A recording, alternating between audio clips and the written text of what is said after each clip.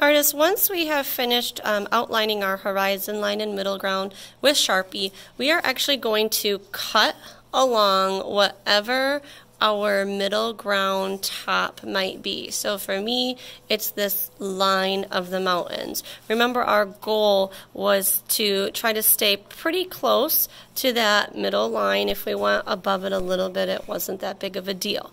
Now, when you are cutting, you are going to save your scrap paper, because this scrap is what we are going to be using to draw our foreground. So I'm going to pause and cut out my middle ground.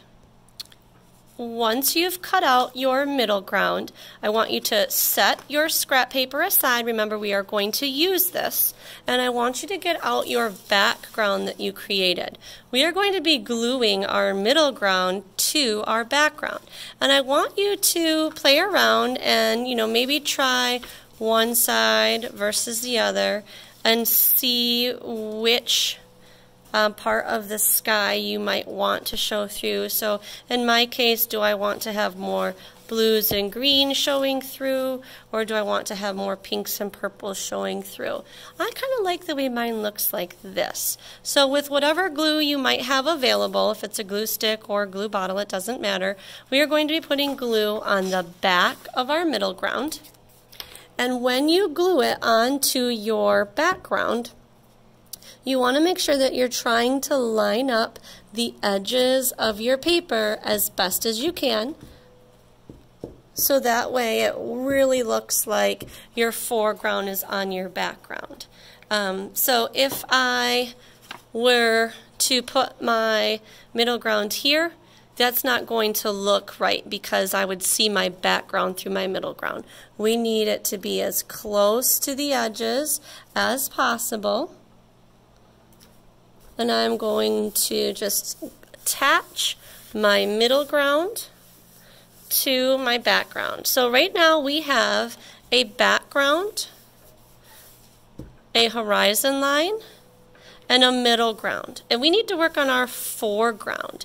So when we are working on our foreground, when we are doing this project, remember, this is imagining that we've kind of landed in this new planet.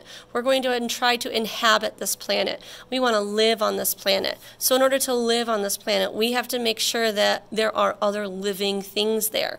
So for your project, on the rest of this scrap paper, you are going to come up with your own idea of what living creature did you find on this new planet that you've landed on. You could be realistic. Maybe it is the same kind of an animal that you might see every day. Maybe it's like a polar bear, but maybe the polar bear is a different color than we're used to. Maybe this is a polar bear that's blue. You could think about things that maybe wouldn't exist. Maybe you want to come up with this new idea of a creature that you've never seen before. Another fun thing you could do is take two animals that we know exist on our planet Earth and combine them in a way that we would never see. I think I'm actually going to do that. I think I'm going to maybe come up with an idea where I'm combining two different animals. And I'm going to sketch that out on my paper. And I have a choice. I can either make one really big example of this creature, or I could make a few smaller examples of this creature, but we are going to be drawing and coloring them on this paper and then cutting them out and gluing them to our foreground. So they're going to go in front of our horizon line and in front of the things that we've got on our middle ground. So I'm going to take a minute and come up with an idea. So my idea was to combine two things that I know exist on planet Earth that probably wouldn't exist elsewhere.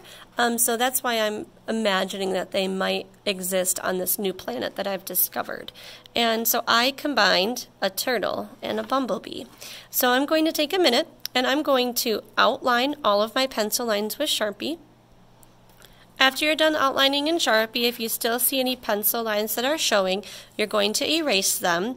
And then I want you to add color to your creature that you've designed. And I would recommend using maybe crayons or colored pencil so that it's a different texture than we've already got here.